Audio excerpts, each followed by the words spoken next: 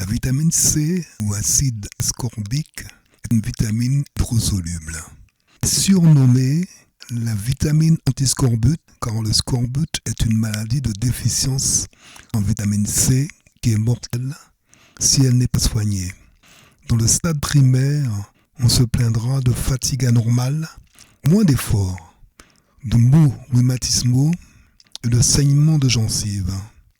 Ensuite apparaissent des saignements sous-cutanés dans les articulations et dans les muscles. Puis les dents se déchaussent et les gencives deviennent spongieuses. Autrefois, le scorbut était une maladie typique des marins. La vitamine C a été isolée la première fois dans les fruits, les poivrons et dans les glandes surrénales. Dans les années 20, on arrive à démontrer qu'on peut guérir le scorbut avec la vitamine C. La vitamine C est présente dans les légumes verts comme le persil, le cresson, le chou frisé, le brocoli, le poivron et le chou de Bruxelles, les agrumes comme le citron et l'orange, et dans les fruits colorés comme la fraise, le cassis, la mûre, la groseille verte, la pomme et l'avocat. Le kiwi est aussi une très bonne source, ainsi que la cerise acérola. En général, elle est considérée comme la vitamine la moins dangereuse, même prise à forte dose. On pourra prendre sans aucun risque et quotidiennement des doses de 3 grammes de vitamine C ou plus. Seuls ceux qui ont des problèmes rénaux ou qui prennent des anticoagulants doivent être prudents.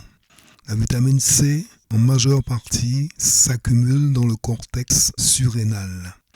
Les symptômes de surdose se manifestent par des nausées, des coliques et de la diarrhée.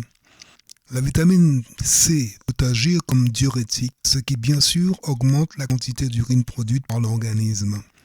On peut faire disparaître la diarrhée causée par une très forte dose de vitamine C en ramenant la dose à 500 mg ou 1 g par jour.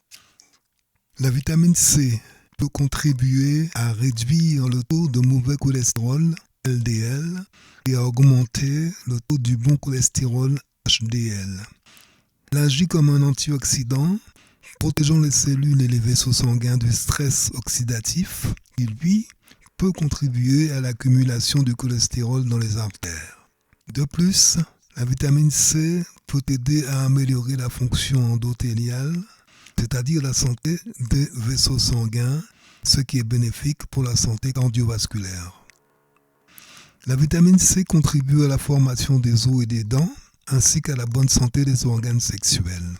Les symptômes d'une carence en vitamine C, outre ceux déjà évoqués entre le scorbut, sont fatigue, faiblesse générale, manque de vitalité, irritabilité, légère douleur des muscles et des articulations, amaigrissement, hémorragies sous-cutanées diverses, ainsi que des saignements du nez. La vitamine C favorise la formation et la réparation du tissu conjonctif dans les yeux, améliorant ainsi l'intégrité des vaisseaux sanguins et prévenant les hémorragies oculaires. Elle renforce également le système immunitaire des yeux et réduit le risque de développer des maladies oculaires inflammatoires. La carence en vitamine C peut aussi se manifester chez les enfants âgés de 6 à 18 mois. L'enfant pleure quand on change ses couches. Il est irrité par le manque d'appétit et du poids. Les mains et les pieds lui font mal. Il ressent des douleurs intenses quand il bouge. Tous ces signes sont des symptômes de la maladie de Moller-Barlow, un mal disparu de nos jours en Europe de l'Ouest. Cependant, il est essentiel d'identifier la maladie à temps et empêcher toute déformation des os grâce à une cure d'acide ascorbique.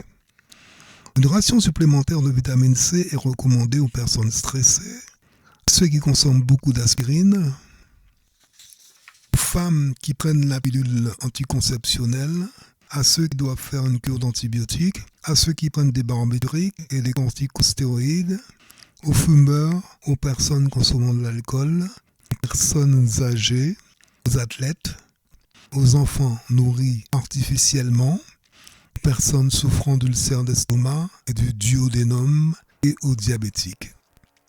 traitement à base de vitamine C est utilisé dans le traitement de l'anémie ferripive, anémie due à un manque de fer. La vitamine C permet aussi d'accélérer le processus de guérison des blessures à la suite d'un accident ou après une opération chirurgicale.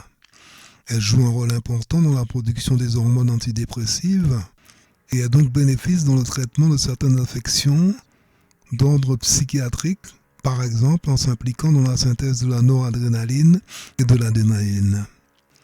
La vitamine C est un nutriment important du système immunitaire car elle stimule la production des globules blancs et améliore leur efficacité.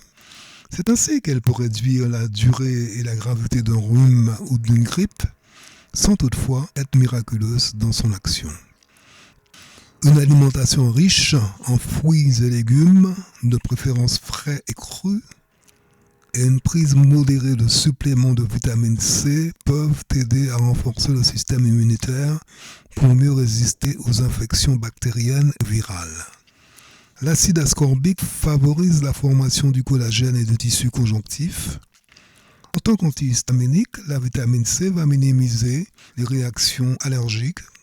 Grâce à sa fonction antioxydante, elle va aussi contribuer à diminuer les symptômes d'athérosclérose et d'arthrite. Elle a aussi une action anti-hypertensive. C'est un bon remède pour guérir les intoxications au plomb, au mercure et au calcium. La vitamine C est la vitamine la moins stable.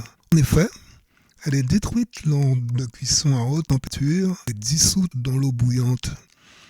Il est recommandé de cuire les aliments à feu doux et de façon brève quand c'est possible. La cuisson dans un four à micro-ondes affecte un petit peu moins la teneur en vitamine C des aliments. L'oxygène, oxydation, et la lumière sont aussi des éléments néfastes pour la vitamine C. Nous voici à la fin de cet article sur la vitamine C. Toutes ces informations sont données à titre indicatif et ne sont pas exhaustives. Ces informations ne sont pas données à titre thérapeutique et donc elles ne sont non plus destinées à vous soigner. Portez-vous bien.